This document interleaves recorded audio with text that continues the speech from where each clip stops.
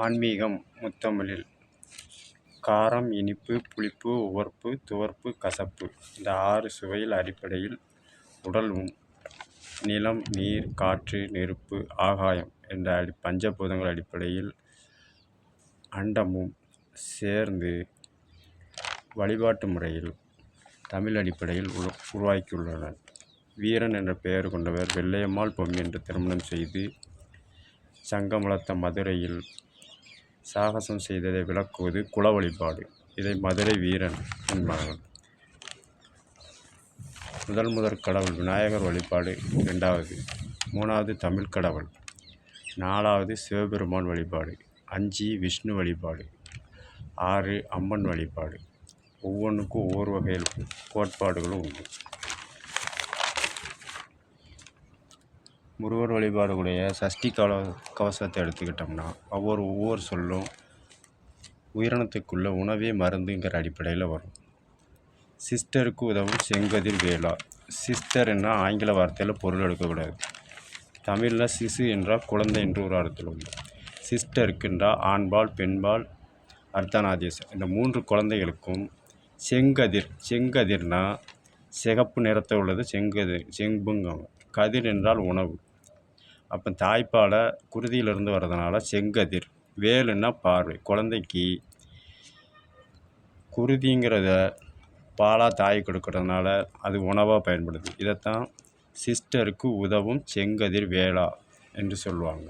சிஸ்டர்னா குழந்தை. கன்னம் இரண்டும் கதிர்வேல் காக்க.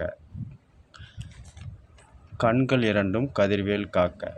கால்கள் இரண்டும் கதிர்வேல் காக்க. இது தனித்தனியாக இருக்கும். ஆனால் 3லேயும் கதிர்வேல் காக்கன்னு தான் இருக்கும். கதிர்னா நெற்கதிர்.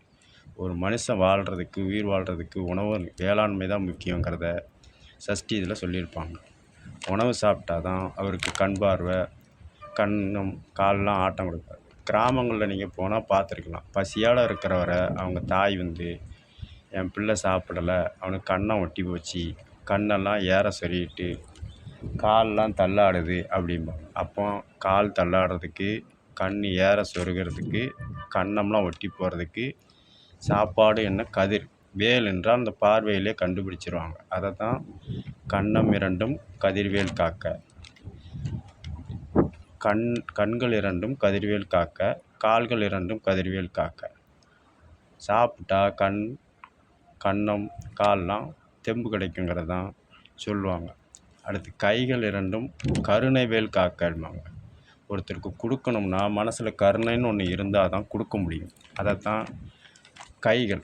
கை கொடுக்குற தன்மை உண்டு. இதைத்தான் ஒருத்தருக்கு கொடுத்து உதவணும் அப்படிங்கிறது தான் கைகள் இரண்டும் கதிர்வேல் காக்க அப்படிம்பாங்க.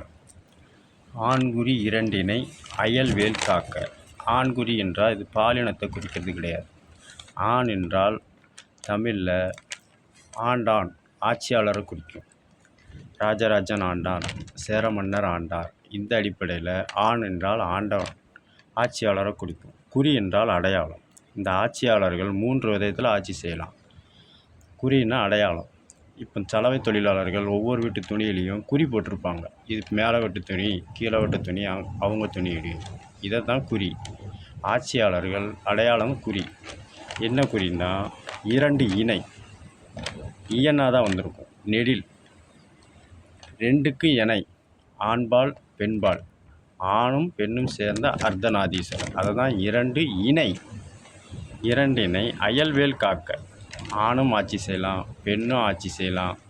ஆண் பெண் கலந்த அர்த்தநாதீஸ்வரங்கிற முறையிலும் காணும். ஆனால் அவங்க ஆட்சி எப்படி இருக்குன்னா அயல்வேல். அயல்னா மேலை நாடுன்னு ஒரு பொருள் உண்டு. வேல்னா பார்வை. காக்கன்னா மேலை நாட்டிலேருந்து நம்ம நாட்டுக்கு எந்தவித தீங்கும் ஏற்படாத வண்ணம் பாதுகாக்கிறது. இதை தான் ஆண் குறி 2 இணை அயல்வேல் காக்க. ஆட்சியாளர்கள் ஆணாக இருக்கலாம், பெண்ணாக இருக்கலாம், அர்த்தநாதீஸ்வராக இருக்கலாம். யார் ஆட்சி செய்தாலும் பக்கத்து நாட்டு தேசத்துக்காரர்கள் நம்ம நாட்டில் பாதிப்பு இல்லாத வண்ணம் வேல் என்ற பார்வை அடிப்படையில் காக்க வேண்டும். இதைத்தான் புராணத்தில் செஞ்சது இந்த 6 வழிபாடுகள். மன்னர் ஆட்சி காலத்தில் சேர மன்னன், சோழ மன்னன் இவர்கள் ஒவ்வொருத்தருக்கும் காவலர்களாக விட்டு வெளியிலேருந்து ஆட்சியாளர்கள் பார்வையை காப்பாங்க, எதிரிகள் வர்றாங்கன்னு. இப்போ மன்னராட்சி காலத்தில் எல்லை பாதுகாப்பு படையினர் நீர்நிலை பாதுகாப்பு படையினர், வான்நிலை பாதுகாப்பு படையினர், வான்படை, கப்பற்படை, தரைப்படை. இந்த அடிப்படையில் தான் ஆண் குறி இரண்டினை அயல்வேல் காக்க என்ற அடிப்படையில் அது ஒரு வைத்திய முறைங்கிறத சஷ்டி கவசத்தில் சொல்லியிருப்பாங்க. முன்கை இரண்டினை முரண்வேல் காக்க. முரண்னா போருக்கு செய்யும்போது கை தான் முன்னால் போய் போரிடும். அந்த கை வலிமையாக இருக்கிறதுனா முன்கை இரண்டு இணை முரண்வேல் காக்க. பின்கை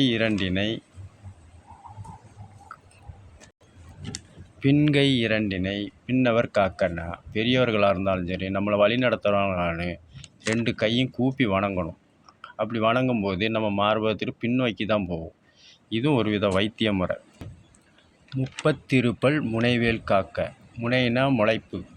பல் எவ்வளோக்களவு வலிமையாக இருக்கோ அவ்வளோக்களவு சுவையான உணவுகளாக இருந்தாலும் சரி, கடினமான உணவுகளாக இருந்தாலும் நல்ல மென்று செரிமானத்துக்கு உதவும். இதுவும் வழிபாட்டு முறை. அதில் சொல்லப்படியான வைத்திய முறையை தான் சொல்லுவாங்க. இதை எழுதினவது பாலதேவராயர். அதையும் கடைசியில் சொல்லுவாங்க. பாலதேவராயர் மருளியன எழுதியன்று ஒரு அர்த்தம் உண்டு. இந்த அடிப்படையில் தான் தமிழர்கள் காற்றை கூட 4 வகையாக பிரித்தாங்க. கிழக்கிலிருந்து வீசக்கூடிய காற்று கோடைக்காற்று, மாசி, பங்குனி, சித்திரையில் உள்ளது.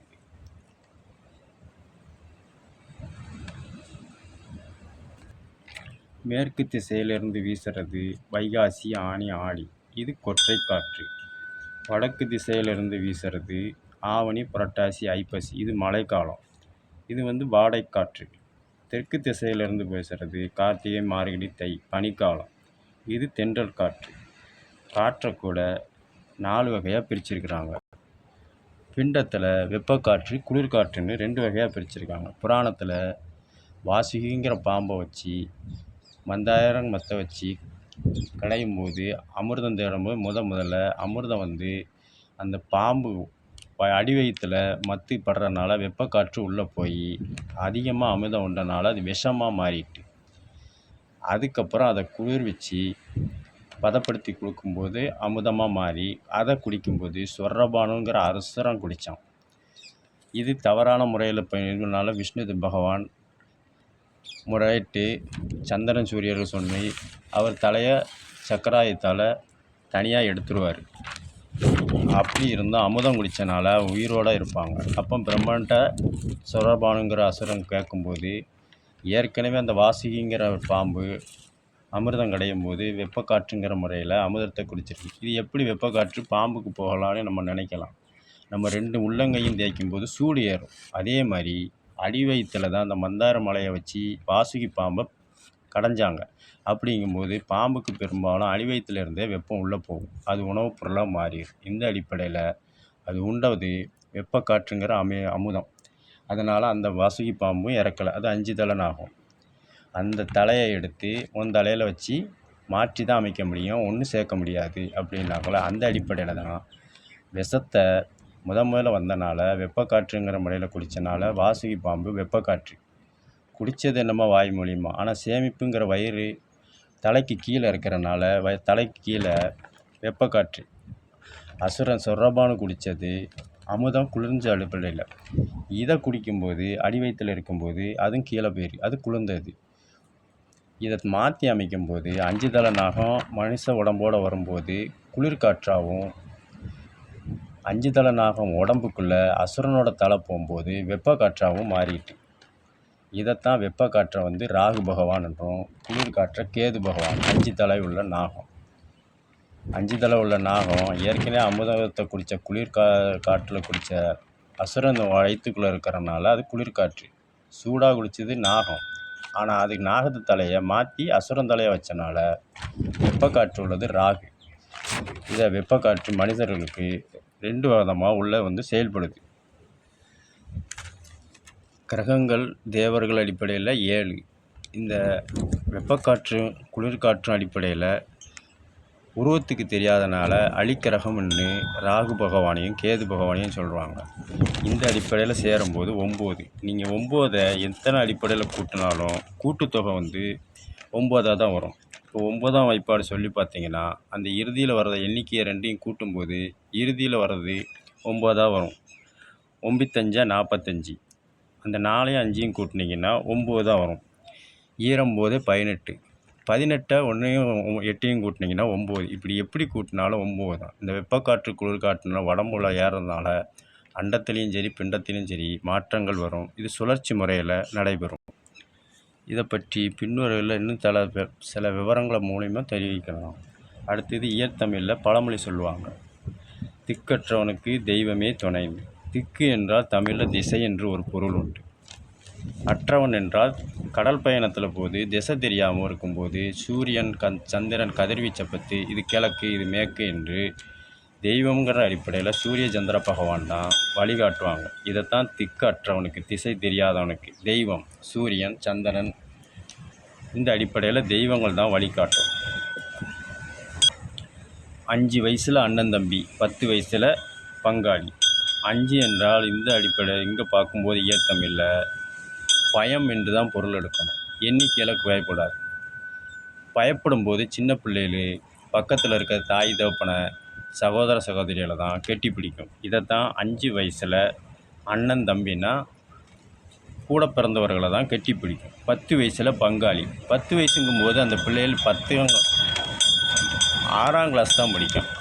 6ஆம் கிளாஸில் எனக்கு சொத்தை பிரித்து கொடு பங்கை கொடுன்னு எந்த பிள்ளைகளும் கேட்காது. இது இயற்கைக்கு புறம்பானது.